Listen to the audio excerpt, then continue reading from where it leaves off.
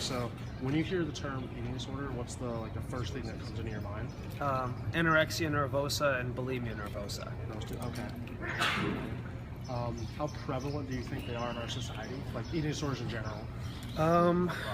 I think actually that they're probably a lot more prevalent than most people think. I don't know the exact numbers. I do know that it's a huge problem amongst both men and women.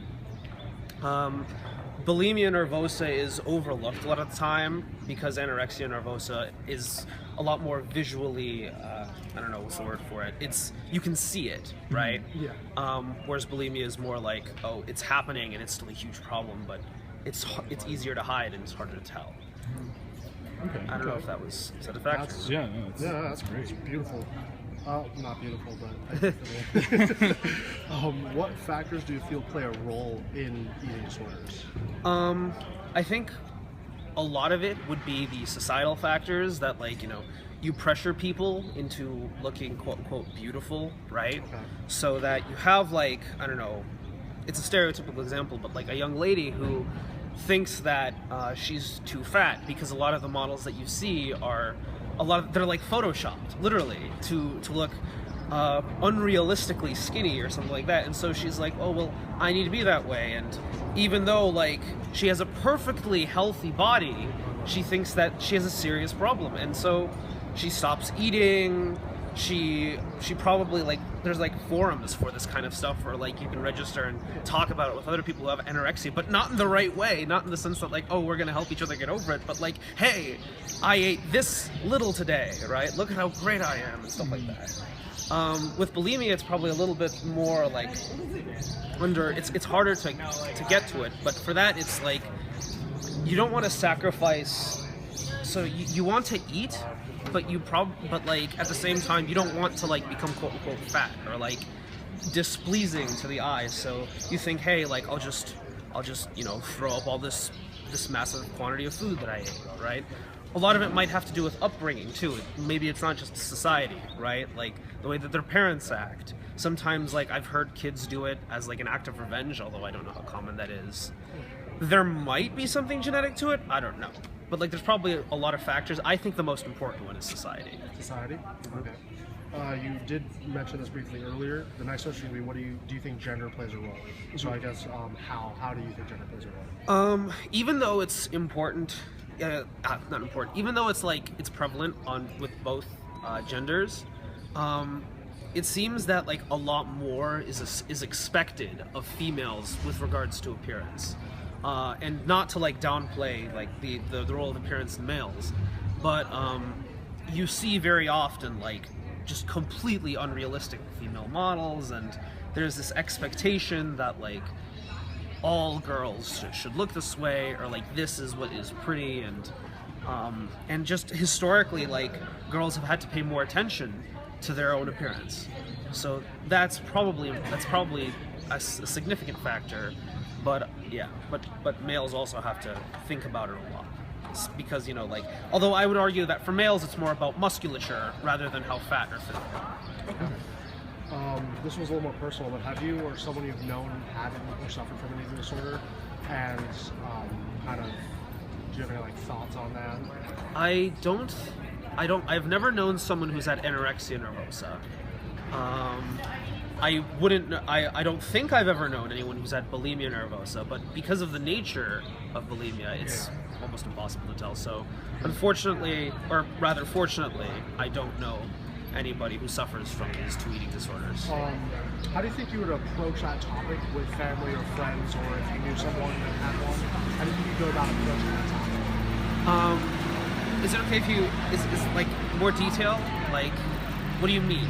Is it for theoretically? Some people think it's a sensitive topic, so they don't want to Oh, so how right in your face oh hey, you have I think you have how would you go about approaching that? Well, if I knew someone who had an eating disorder, I would try to go about it not aggressively, right? I wouldn't be you have a problem and you need to get it fixed, but it would be more I would try to sort of illustrate that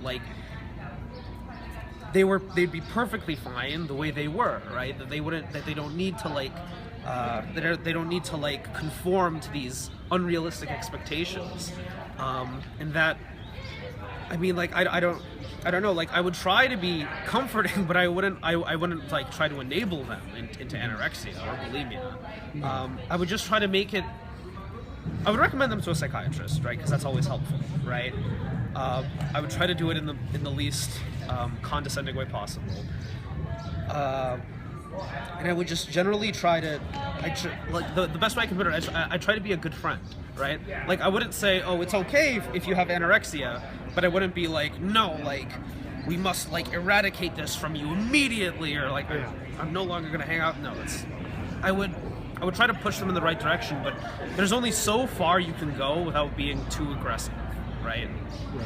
So because I've never had to deal with this, I really wouldn't know how I would go about it, but I would try to do that. Is there any like things that was all the questions we had.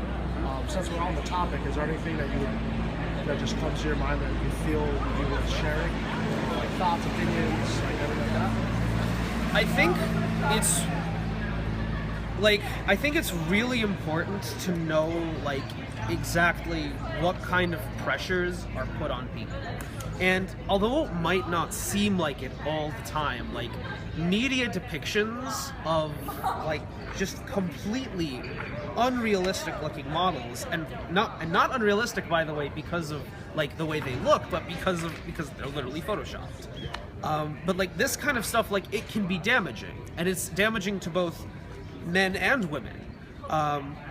Both in the sense that like, you know, both men and women do develop eating disorders, but also in the sense that like men also sometimes come away with unrealistic expectations. Like they look at like certain women and they're like, oh, like that's not good enough for me, right? Because like the media tells me that like, oh, like there's this other like goddess who I could get paired with and stuff like that. So if I had any like thoughts to like give, it would certainly be like this really needs to be toned down, and thankfully I am seeing like at the very least a little bit of that, right? Like it's starting to happen. It's starting to like, people are starting to realize that this is an issue, and you know, like, and marketers are starting to realize that at the very, like, it's kind of awful, but they're starting to realize, hey, we can capitalize on this by making it look like we care, right? And so people will buy our product, and at the very least it's like something, right?